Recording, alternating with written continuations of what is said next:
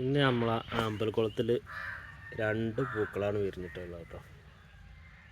നല്ല ഭംഗിയുണ്ട് പൂക്കളെ കാണാൻ. പിന്നെ അതുപോലെ തന്നെ കുറേ മൊട്ടുകൾ അതിലുണ്ട് കേട്ടോ. ഒരു 3 മൊട്ട് വേറുണ്ട്. നമ്മൾ ആദ്യമുള്ള വിരിഞ്ഞത് ഇവിടെ അതിൻ്റെ പൂവിൻ്റെ കാലാവധി കഴിഞ്ഞ അടിയിൽ ഇങ്ങനെ ചാഞ്ഞ് കിടക്കുന്നുണ്ട് കേട്ടോ.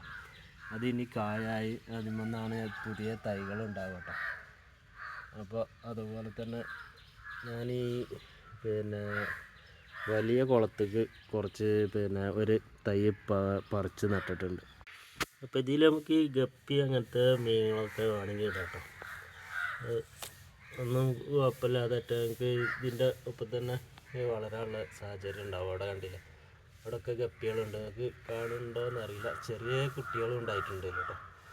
ക്യാമറയിൽ അത്ര ഇതായിട്ട് കാണുന്നില്ല. അപ്പോൾ നമ്മളിവിടെ ഈ ആമ്പൽ ഈ ഒരു നീല കുറഞ്ഞൊരു നീലമുണ്ട് കേട്ടോ. ഇതിൻ്റെ കടും നീലമുണ്ട്, നമുക്ക് കിട്ടിയിട്ടില്ല. അപ്പോൾ അതും വേണമെങ്കിൽ വലിയ കുളമായതുകൊണ്ട് നമുക്ക് പല കളറും ഇതിൽ ചെയ്യാം കേട്ടോ. ഗപ്പികളൊക്കെ നല്ല ഷാറായിട്ട് അവിടെ ഒക്കെ ഉണ്ട്.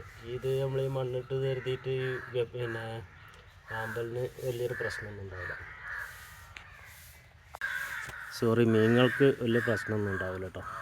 അപ്പോൾ ഇതുപോലെ തന്നെ ഇതിൽ അസോള ചെയ്തിട്ടുണ്ട് കേട്ടോ. അസോള നമുക്ക് കുറച്ച് വാരിയിട്ട് ഇതുണ്ടാവുമ്പോൾ നമുക്ക് ഇതിൽ നിന്ന് ഒഴിവാക്കി കൊടുക്കാം. പിന്നെ ഇതിൽ തന്നെ അത് ഈ പായലൊക്കെ ഉണ്ടായതുകൊണ്ട് ഇതിൽ തന്നെ താഴ്ന്ന് പോകുന്നുണ്ട് കേട്ടോ. അപ്പോൾ ഞാൻ ഇതിൻ്റെ ഒരു ഫുള്ള് വീഡിയോ ഞാൻ എൻ്റെ ചാനലിൽ ഇട്ടിട്ടുണ്ട് കേട്ടോ.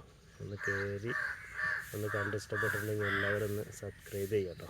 ഒന്ന് ലൈക്ക് ചെയ്യുക. നിങ്ങളുടെ അഭിപ്രായങ്ങളുണ്ടെങ്കിൽ ഒന്ന് കമൻറ്റ് രൂപത്തിൽ അറിയിക്കുകയും ചെയ്യുക.